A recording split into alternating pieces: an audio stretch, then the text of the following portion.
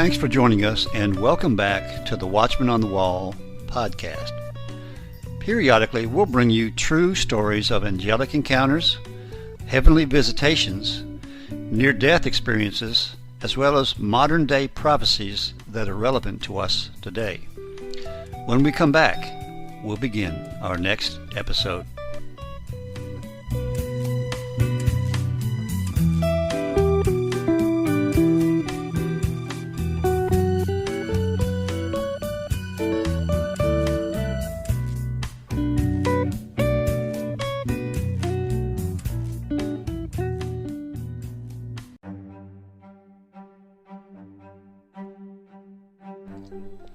Hello and welcome back to the Watchman on the Wall podcast. In today's episode, Stan Johnson looks at Dana Coverstone's latest dream called the Specialist Dream. And in part 2 of our broadcast, he'll give us his interpretation of what this dream means. So here now is Stan Johnson reading Dana Coverstone's latest dream called the Specialist Dream. Welcome to the Prophecy Club. Our topic today is a new dream from Coverstone that, well, the interpretation might be saying, I don't even want to say it. It might be saying that the tribulation has started. So let's go to it. It's called the Specialist Dream. Pastor Dana Coverstone, September 23rd, 2021. The dream began with me in a doctor's office at the local clinic where I'd been informed of the level of pneumonia that I had, and at the time I could expect to be healed completely from it. The doctor then informed me that a specialist would be in to see me in a few moments, and I should watch the medical information screen across the TV in the room. The room darkened, and the screen revealed running taglines saying, pay close attention here, avoid the unvaccinated. These people are dangerous, and please inform authorities of all sightings. I'll say it again. Avoid the unvaccinated. These people are dangerous, and please inform authorities of all sightings. Meaning, this vaccination thing, as we've been saying, is not the mark of the beast, but as we can see from this, it's going to lead to the mark of the beast. Then the screen showed a group of about 8 people running along a ditch near a field of corn that had not been harvested yet. They carried backpacks, and by the way, I should mention that this is slightly edited just for reading purposes. Nothing has been changed, just to make it flow better. They carried backpacks and several large earth-brown tarps. Let me back up. The screen showed a group of about 8 people running along a ditch near a field of corn that had not been harvested yet. They carried backpacks and several large earth-brown tarps. The sun was setting. They had 2 scouts closely watching ahead of them and 2 scouts behind them watching. When lights appeared on the road in either direction, they quickly ran into the field, about 30 feet in, and covered themselves with the tarp and laid extremely still.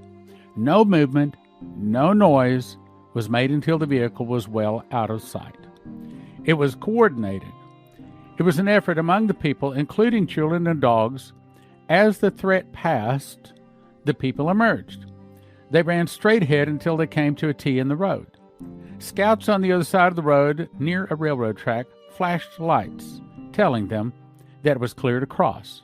They all ran quickly. Once they reached the ditch, a light blinked from the window of the garage of the home. By now it was dark, so the scouts started quietly moving a few people at a time. They had to lay flat on the ground as possible. The group crawled through the window, and just as the window closed, helicopters appeared overhead with searchlights, searching the area they had just left. The scene changed to an EMS alert. The signal blared loud, with a reporter saying, "Martial law has been declared. Anyone caught outside after 7 p.m. would be arrested and taken to their local," now listen to this, taken to their local COVID Authority Bureau for processing and fined up to $10,000. The reporter kept saying, "If you see something, say something. If you see something, say something. Safeguard your community with dangerous assailants. Do your country proud and turn them in." The screen changed back to the people being hogtied and thrown in the back of cattle trucks and hauled off. The people inside were yelling and screaming at the handlers. The handlers were all well armed. They used electric shock cattle prods to shock the people to back up. The scene changed again. I was in a medical laboratory. Professionals wearing white lab coats and face shields were watching a large glass tube the size of a hot tub filled with a red substance, which appeared to be blood. It was thick and had light and lasers shining into it. It churned as if it was boiling. It slightly changed into a bright, dark blood appearance. There were 4 people strapped onto beds, held down by their necks, chest, hips, feet, and hands. They had no fear. They were obviously sick, inflamed, and dying. One of the lab people dipped a pitcher into the vat of this blood-looking substance and poured it into 4 smaller cups. There was 1 caretaker for each person. They poured a few drops on each person's forehead. Each person started moving and moaning a bit, and then they were asked how they felt. One lady said she felt pain leaving her hip and began to laugh. Then suddenly, she started convulsing, screaming, and died as her heart monitor was beeping furiously. The caretaker made notes on the chart, but did not seem one bit alarmed or surprised at her death. The next 2 men were young and shaking nervously. One said he was feeling heat in his chest and younger in his spirit. Suddenly, his mind snapped and seemed to have a stroke and stopped moving. The caretaker took notes, covered the young man's face with a sheet. By now, the 3rd young man was shaking so uncontrollably he was shaking the bed. He was going in and out of consciousness. The caretaker to him had been taken to the secondary, had told him to be taken to the secondary observation room, as they seemed to have had some success there. The last young lady begged them not to do anything more to her. The caretaker gave her a shot, at which time she had a stroke and died immediately. The caretaker made a nod. Then the screen went blank, and the man, in other words, the angel, the man that I see so often, walked in, and I said to him, "I take it you're the specialist?" "You are right, and I will explain what you have seen if you'd like to understand." He simply said, "Please," and he began. He said, "You're seeing the present future and the coming conservative purge." I'll say that again.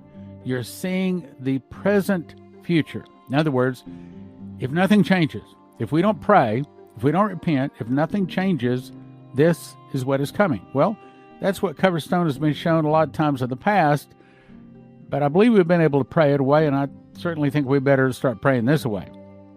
Nevertheless, he's saying that this is what's coming now. You're seeing the present future and the coming conservative purge. I made a broadcast here a couple of months ago talking about this Purge movie. Like there's over 200 Purge movies and TV programs and all sorts of stuff have to do with the Purge. And I said it is talking about how they plan to purge the earth of all Christians. They're going to round them up. Well, this is confirming it. And the coming conservative purge. I'll say it again. The coming conservative purge. The Antichrist spirit is here. Now, that's the thing I want to talk about here in just a minute. So notice that real carefully. What is that saying? The Antichrist spirit is here. What did that say?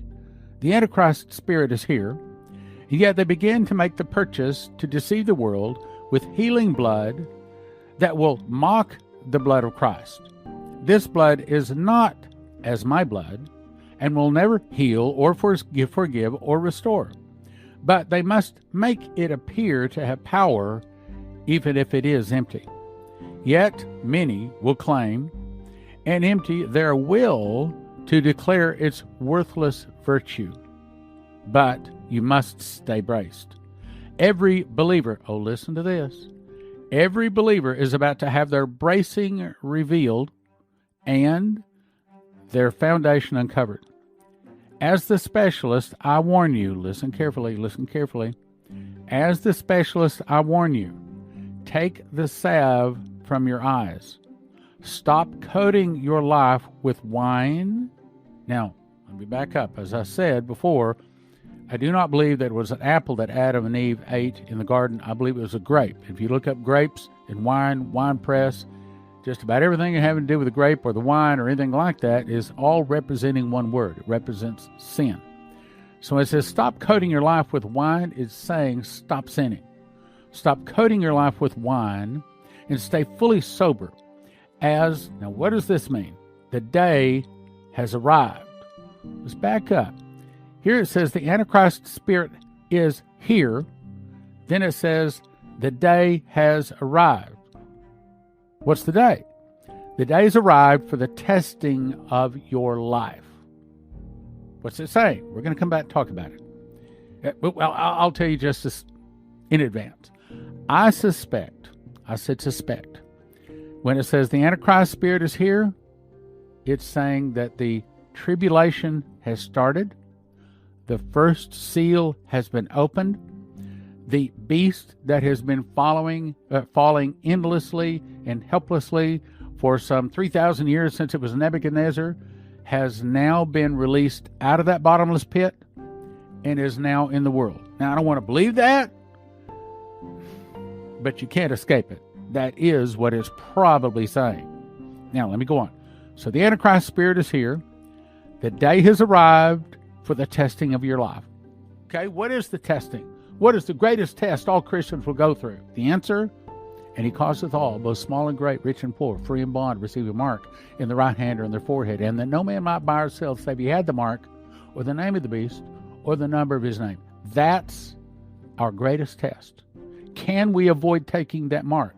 So what it's confirming is, when it says the day has arrived, the testing of your life, it's saying the beast has now arrived into this world. I'll give you a disclaimer. I'm not saying I like it. I don't want to. I'm just giving you an interpretation. I didn't write the stuff, okay? I'm not saying God told me this. I'm saying that is the interpretation. That's what it is saying. We might not like it. We better interpret it right. As the day has arrived for the testing of your life, then he touched my forehead, leaving an ashen mark with his fingerprint in it. Then he reached into his left jacket with his right hand and took out a small white cloth and wiped it off. I'm marking those who are mine, and I will walk beside them in the fire, even though some of you here in this country will meet soon on the other side. What's that saying? Could it be saying that they're about to die in a giant earthquake, or maybe in a tsunami, or maybe even suitcase nukes? I don't want to believe that the Russian attack is that close, but we can't escape it. He grabbed my hand and squeezed until I could feel goodness and virtue coming into my body. Then he said, "Be faithful unto death, and I will give you the crown of life." Whoa, that's what Jesus spoke to the church of Smyrna. Be faithful unto death, and I will give you the crown of life. And I probably should jump over and talk about that, but let me finish it. So the room went black, and I woke shaking and crying, wept for about 10 minutes as I gathered myself. We'll be right back with part 2 of our broadcast with Stan Johnson's interpretation of Dana Coverstone's latest dream.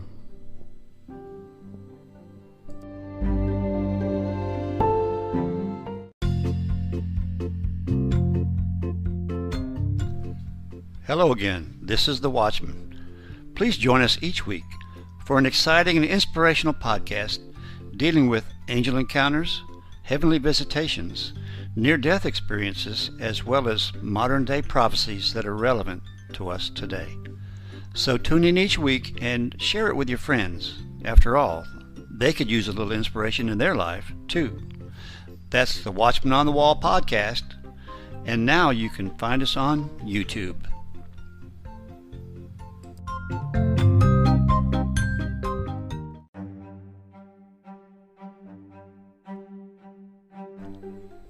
We return now with Stan Johnson and his interpretation of the specialist dream. Now, let's dig into this. The Antichrist spirit is here. 1 John 2:18 says, "Little children, it is the last time. And as you've heard that Antichrist shall come, even now are there many Antichrists, whereby we know it is the last time. Then we jump to John 4:3. And every spirit that confesseth not that Jesus Christ is come in the flesh is not of God. And this is the spirit of Antichrist, whereof ye have heard that it should come, and even now already is in the world. Then you jump to 2 John 1:7. For many deceivers are entered into the world, who confess not that Jesus Christ has come into the flesh. This is a deceiver and an antichrist. So these three scriptures say that the spirit of the Antichrist is already here. Okay, if these scriptures say the Antichrist or the spirit of the Antichrist, that's exactly what it said. Now are there many Antichrists? Even now, already as it's in the world. If the spirit of the Antichrist is already in it according to these three verses, then what does this mean? The Antichrist spirit is here. Wait a minute. It was here 2,000 years ago, according to those scriptures. So what's it saying the Antichrist spirit is here? Could it be saying that the Antichrist, the beast, has been released from falling endlessly and helplessly in the bottomless pit? Remember, Revelation 6:1 tells us what starts the tribulation. And I saw when the Lamb opened one of the seals, and I heard, as it were, the noise of thunder. Yes, I know, Ken Peters saw that was like a 1970s car horn, long and loud and every ear heard of. But that's not Bible. He also said that he saw graves explode open, dirt literally flying, people standing around the graves wearing bright, shining, like choir robes, and then they just disappeared. You didn't see them float up in the air, they just simply disappeared. But again, that's not Bible. Could it be that the beast has been released? Now, you remember I've covered this several times. And I'll talk about this. This is my note from another broadcast I left on here. It's been nagging my heart that the tribulation could be starting this coming Feast of the Trumpets, which now is in the past because the Feast of Trumpets in 2021 was September the 6th. Remember, we had a solemn September assembly then. Okay, so let me refresh your memory. There's two cows. One cow was born the day before the Shemitah, and one cow was born on the Shemitah, but they were both released to the public on a Shemitah. Now, if you look at this cow, what you see is a black and white cow. The interpretation is that when Proverbs 13:22, the wealth of the wicked is laid up for the just, when that great wealth transfer that Shane Warren talked about, and Neville Johnson talked about out of Australia, when that happens, it's saying that some are going to be a part of that wealth transfer and going to be blessed, hence the black. Some will miss it, hence the white. So the interpretation of this is saying some are blessed, some aren't. Well, that makes sense. But if you look at the right across the forehead of this cow, it is a pristine 7. I mean, you don't see any black hairs in the white. You don't see any white hairs in the black. Do you think that's an accident? Do you think it's an accident that both of these cows, now here's the red one. This cow is all red. Now, what is red? If your books are in the red, what does it mean? It means you're financially in trouble, right? And if you see that this is not just a beautiful 7, this is just a scribbled 7. I believe that the interpretation is basically saying this. This cow is saying there's 7 years of plenty, which will be followed by 7 years of famine. 7 years of plenty, followed by 7 years of famine. Now, when does this start? Let's get back over here. All right. On September 25th of 2014, just happens to be a Shemitah. Now, what's that? Well, a Shemitah means 7. It only happens once every 7 years. As Pharaoh had his dream of the 7 years of plenty and the 7 years of famine, what it means is that starting September 25th, which was when these two cows with a 7 on their forehead were released to the public, the interpretation is, not me saying it, but the interpretation of the two cows is that September 25th, 2014 started a 7-year time of blessing. 7 years of plenty. Then September, exactly 7 years later, on a Shemitah, on September 6, 2021, started 7 years of famine. I guess it's probably, 2 or 3 weeks ago. I've been saying this for the last couple of weeks, that we are now in a famine. The famine has started. I'm telling you, the famine has started. Now, in that we just passed by the Feast of Trumpets, and I believe that God has showed me that the tribulation starts on the Feast of Trumpets, and it ends on the Feast of Trumpets when Jesus returns and splits the clouds. So here's the summary. Here's the point. The 2 cows place the return of Jesus exactly 14 years after the first Shemitah, which would mean Feast of Trumpets 2028. I haven't looked up the Feast of Trumpets 2028. Now, did I say Jesus is going to return in 2028? No, I didn't. But I'm saying that the interpretation of what the cows are saying is exactly that. Did Stan say Jesus is going to say is returning in 2028? No, I didn't. Don't say it. Don't do it. I didn't say that. Now, I also think it's interesting that Terry Bennett said he had the angel Gabriel come to him and in so many words say that Jesus is going to return in 2028. He did not say it exactly that way either. And let me back up. He did not say the beast is now in the world. He didn't say that. He did not. Let me say it, make it clear.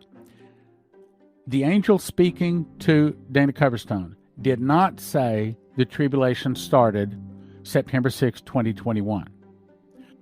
Okay, so what's the interpretation? I think the interpretation has to be that it's a possibility. So that's what I'm going to say officially. You can quote me on this. There's a possibility that the tribulation started September 6, 2021. But I've been saying that for a long time. I said there's a possibility it could start then. I don't think we have enough evidence yet to say for certain that we're in the tribulation. As I just made a broadcast a few days ago, and I said, tell you how what you watch for. You watch for the first 2 seals. And I saw when the Lamb opened one of the seals, and I heard as were the noise of thunder. And there, one of the other 4 beasts came to me and said, come and see. And I looked, and behold, a white horse. And he that sat on him had a bow, and a crown was given to him. Here it is. And he went forth conquering and to conquer. So one of the first things you'll see, if we just walked into the tribulation, very soon we're going to see war start. And I don't mean a little skirmish. It's probably going to be a big one. Because then you go to the second one. I saw when he opened the second seal, I heard as it were, and one of the 4 beasts said, come and see. And there went out another horse that was red, and power was given to him that sat thereon to take peace from the earth, that they should kill one another, and to him was given a great sword. So, there's nothing that says the first 2 seals take place over the first 2 years. The voice spoke to me and said the 7 seals play over 7 years. The 7 trumpets play over 7 months. The 7 vials play over 7 days. But it did not say that 1 seal plays once each year, meaning those first 2 seals could play over a couple of weeks, meaning if we are in the tribulation, if you want to know if we're in the tribulation, here's what you watch for. You watch for war starting. Now, I just understand that just yesterday, Taiwan was overflown by 14 different Chinese combat aircraft. We're seeing trouble between them. We're seeing trouble in Afghanistan. We're seeing trouble on our southern border. The French are angry at us, took home their diplomat. So what we watch for to know if the tribulation has started, do not say, I said the tribulation has started. Do not do that. I'm not saying that. I'm saying it's a strong possibility, just like me and you, we're going to be watching. We're going to be watching to see if there is a war that has started. If a war starts, and it's probably going to be a doozy, then we can probably think that we are in the tribulation. Now, here's the point of the dream. So he says the Antichrist spirit is here. I don't know another way to say, because those other 2 scriptures say they've been here. Antichrist spirits have been here for 2,000 years. So it's not saying that. So the only way I can interpret that, it's saying is, yeah, the beast that falls endlessly, helplessly in the bottomless pit, that's entered at the bottomless pit and attacks the 2 witnesses, kills the 2 witnesses. Apparently, he's been released. Did I say he's been released? No. But I'm going to be watching. Then it says the day has arrived. What day? The test of your life. What was the test? That would be the mark of the beast. and that would be the beast, has arrived to bring the mark of the beast for the testing of your life. He also just openly admitted that there's about to be some dead Christians in the nation. Wow. And then he ends it with, be faithful unto death, and I will give you a crown of life. This, I think, is his strongest dream yet. And I guess I should also mention, I have not conferred with him on the interpretations to any of this. These are all my interpretations, but I believe they are correct. I think now we need to be watching real carefully for the other. Oh, here's another thing. Of course, Afghanistan has now called 6 other nations together into a meeting, and they haven't said it directly that I've heard, but my guess is they're trying to start a caliphate. And it'll be 4 nations that have 4 leaders, straight out of Daniel 7, the third beast, because you can't have the 4th beast, which is world government, until you have the 3rd beast. Well, now they're talking about forming the 3rd beast. We've been watching for this for a long time. So all of a sudden, a lot of prophecies we've been talking about, they're in the process of being fulfilled, my brothers and sisters. They're in the process of being fulfilled.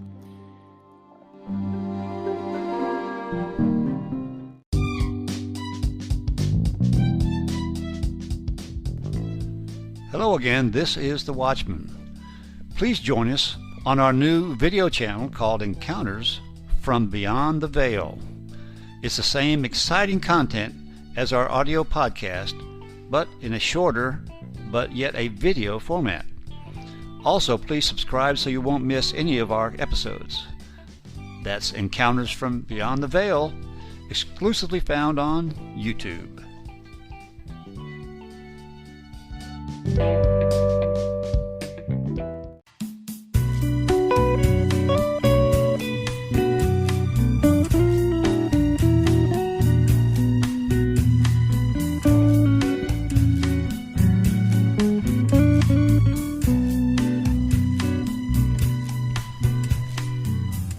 Well, thanks again for listening. And if you enjoyed this episode, please share it with your friends.